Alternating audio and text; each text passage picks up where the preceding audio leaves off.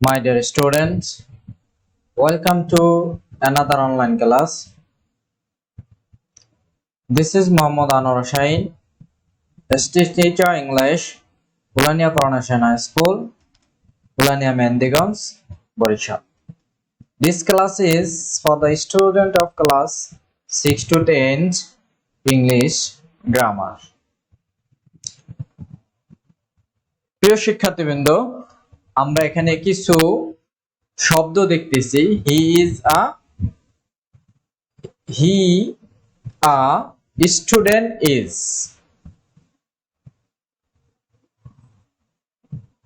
it is not a sentence, তাহলে আমাদের এটা একটা সেন্টেন্স হয় নাই।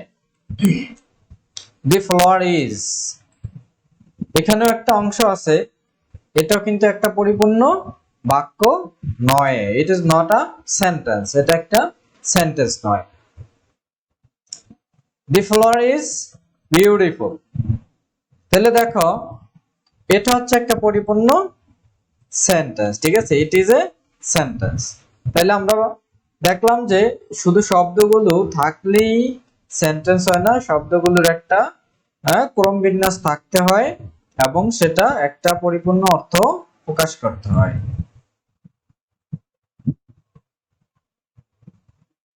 তাহলে our today's topic is, তাহলে আমাদের আজকের যে টপিকটা সেটা হচ্ছে sentence and its classification part 1, অর্থাৎ আমরা বাক্য এবং এর শ্রেণীবিভাগ নিয়ে আজকে আলোচনা করব এবং বাক্য এর শ্রেণীবিভাগ শিখব।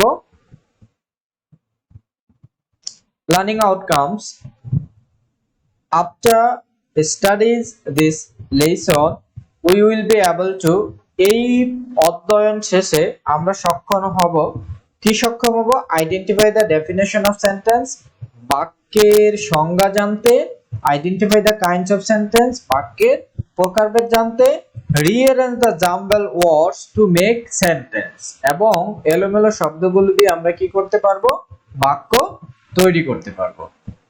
হোয়াট ইজ আ সেন্টেন্স, বাক্য কি?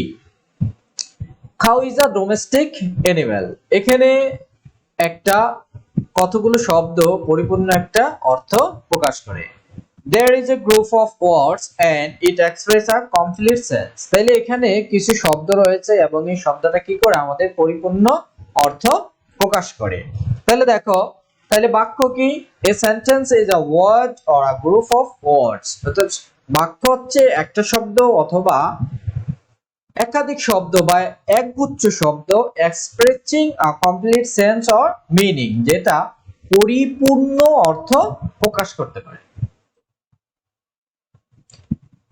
ফলো কেয়ারফুলি, মনোযোগ দিয়ে দেখো, এখানে কিছু বাক্য দেওয়া আছে, আমরা চেষ্টা করব কোন বাক্যটা কি রকম একটু বোঝার জন্য। বাংলাদেশ ইজ আওয়ার কান্ট্রি, এটা এক ধরনের বাক্য। How did we get Bangladesh, এটা আরেক ধরনের বাক্য। Pakistan was defeated and went away, এটা এক ধরনের বাক্য। What a grateful achievement it was, এটা আরেক প্রকারের বাক্য। Contribute to the development of Bangladesh, এটা আরেক ধরনের বাক্য। May Bangladesh prosper day by day, Bangladesh দিন দিন উন্নতি করুক, এটা এক ধরনের বাক্য। তাহলে দেখো, what have you observed with the sentence, এই সেন্টেন্সগুলোর মাধ্যমে আমরা কি দেখতে পাই? তাহলে আমরা কি দেখতে পাই? আমরা দেখতে পাই kinds of sentence, that means ওখানে আমাদের বিভিন্ন ধরনের বাক্য রয়েছে। তো according to meaning sentences are divided into 5 kind, অর্থাৎ অর্থ অনুসারে বাক্যকে 5 ভাগে ভাগ করা হয়েছে। সেগুলো কি নিশ্চয়ই তোমরা জানো, তারপর আমরা এখানে একটু দেখে নেই। Assertive, interrogative, imperative, objective and exclamatory. তাহলে আমরা জানলাম অর্থ অনুসারে বাক্য 5 প্রকার। এক নম্বরে অ্যাসার্টিভ বা বিবৃতিমূলক বাক্য, ইন্টারোগেটিভ বা প্রশ্নবোধক বাক্য, ইম্পারেটিভ বা অনুজ্ঞাসূচক বাক্য, অবজেক্টিভ বা প্রার্থনাসূচক বাক্য, এক্সক্লামেটরি বা বিস্ময়সূচক বাক্য। তাইলে আমরা বাক্যের 5টা নিয়ম জেনে গেলাম। এখন দেখি অ্যাসার্টিভ সেন্টেন্স। অ্যাসার্টিভ সেন্টেন্স কি? অ্যাসার্টিভ সেন্টেন্সের বাংলা অর্থ হচ্ছে বিবৃতিমূলক বাক্য। তাইলে আমরা সংজ্ঞাটা জেনে নেই। An assertive sentence is a group of words assertive sentence হচ্ছে একগুচ্ছ শব্দ দ্যাট এক্সপ্রেসেস, যেটা প্রকাশ করে অ্যাফার্মেটিভ ও নেগেটিভ স্টেটমেন্ট, হাবোধক বা নাবোধক উক্তি বা বর্ণনা। তাহলে আমরা জেনে গেলাম অ্যাসার্টিভ সেন্টেন্স কি। এবার দেখো, দি ম্যান ইজ পুয়ার, লোকটি গরিব। তাহলে এটা দ্বারা আমরা একটা হাবোধক উক্তি পাই, the poor suffer a lot in their life, গরিবরা তাদের জীবনে অনেক কষ্ট করে। তাহলে এটাও আমাদের একটা হাবোধক বাক্য। They can not enjoy their life, তারা তাদের জীবনকে উপভোগ করতে পারে না। এটা আমাদের কি একটা নেগেটিভ স্টেটমেন্ট বা নেগেটিভ বাক্য, নাবোধক বাক্য। এবার আসে কাইন্ড অফ অ্যাসার্টিভ সেন্টেন্স। তোমরা নিশ্চয়ই জানো অ্যাসার্টিভ সেন্টেন্স কত প্রকার। তাহলে বলো তো অ্যাসার্টিভ সেন্টেন্স কত প্রকার? ইয়েস, অ্যাসার্টিভ সেন্টেন্স দুই প্রকার, affirmative and then negative. Affirmative হাবোধক, হি ইজ আ বয়, সে একজন বালক। নেগেটিভ নাবোধক, he is not a boy, সে বালক নয়। স্ট্রাকচার অফ অ্যাসার্টিভ সেন্টেন্স, আমরা কিভাবে অ্যাসার্টিভ সেন্টেন্স গঠন করতে পারি এখন আমরা সেই বিষয়টা জেনে নিব। অ্যাফার্মেটিভ সেন্টেন্স, অর্থাৎ আমরা আগেই জানিয়েছি অ্যাসার্টিভ সেন্টেন্স দুই প্রকার, অ্যাফার্মেটিভ এন্ড নেগেটিভ। এখানে আমরা অ্যাফার্মেটিভ সেন্টেন্সের গঠনটা দেখে নিব। সো আমরা যদি অ্যাফার্মেটিভ সেন্টেন্স গঠন করতে যাই তাহলে আমাদের প্রথমে লাগবে একটা subject, then verb, then object and then extension. Extension আমাদের প্রয়োজন হলে আমরা বসাবো, প্রয়োজন না হলে আমাদের বসানোর প্রয়োজন নাই। এখানে দেখো একটা উদাহরণ দেওয়া আছে, I respect my parents very much, আমি আমার পিতামাতাকে অনেক শ্রদ্ধা করি। তাইলে এখানে I subject, respect verb, my parents object and then very much হচ্ছে এক্সটেনশন বা অতিরিক্ত তথ্য। অর্থাৎ আমরা যদি অ্যাসার্টিভ সেন্টেন্স গঠন করতে চাই তাহলে আমাদের এই নিয়মটা ফলো করতে হবে, প্রথমে সাবজেক্ট, তারপর ভার্ব, তারপর অবজেক্ট এন্ড দেন এক্সটেনশন। তাইলে আমরা অ্যাসার্টিভ সেন্টেন্স সহজেই গঠন করতে পারবো। এখানে কিছু এলোমেলো শব্দ দেওয়া আছে, তোমরা এই শব্দগুলো পূরণ করার চেষ্টা করো। তাহলে কি হইলো? I respect my teachers too, আমি আমার শিক্ষককেও সম্মান করি। Structure of assertive sentence, negative sentence form 1, অর্থাৎ নেগেটিভ সেন্টেন্সের এক নম্বর গঠন, subject auxiliary verb not plus extension. অর্থাৎ নেগেটিভ সেন্টেন্স আমাদের গঠন করতে হলে প্রথমে আমাদের আসবে সাবজেক্ট, তারপর আসবে অক্সিলিয়ারি ভার্ব, তারপর আসবে আমাদের নট, তারপর আসবে এক্সটেনশন, অতিরিক্ত শব্দ যা আমাদের লাগে। তাহলে I am not happy today, আমি আজ সুখী নই। দেখো, at not is sad he all, তাইলে এগুলো দ্বারা একটা সেন্টেন্স বানানোর চেষ্টা করো এবং আমার উত্তরটার সাথে মিলিয়ে নাও। He is not sad at all, সে আদৌ দুঃখিত নয়। Structure of assertive sentence, negative sentence form 2, অর্থাৎ নেগেটিভ সেন্টেন্সের দ্বিতীয় গঠনটা আমরা একটু দেখে নেই। প্রথমে থাকবে সাবজেক্ট, তারপর থাকবে verb, do does did and then not, তারপর ভার্ব। এখানে আমরা ডু ডাজ ডিড বসাইলে তখন যে ভার্বটা বসবে প্রেজেন্ট ফর্ম, অর্থাৎ ভার্ব 1 দেন এক্সটেনশন। আমাদের যদি অতিরিক্ত শব্দ লাগে তাহলে আমাদের অতিরিক্ত শব্দ দিতে হবে। I do not do my duty today, আমি আজ আমার দায়িত্ব পালন করতে পারি নাই। তাহলে এখানে দেখো আই সাবজেক্ট, তারপর ডু নট বসছে আমাদের, তারপর মূল ভার্ব ডু, তারপর এক্সটেনশন মাই ডিউটি টুডে। এখানে একটি এলোমেলো কতগুলো শব্দ দেওয়া আছে, তোমরা এই শব্দগুলো দিয়ে একটা বাক্য তৈরি করার চেষ্টা করো। তাহলে বাক্যটা কি হইতে পারে আমরা দেখে নেই।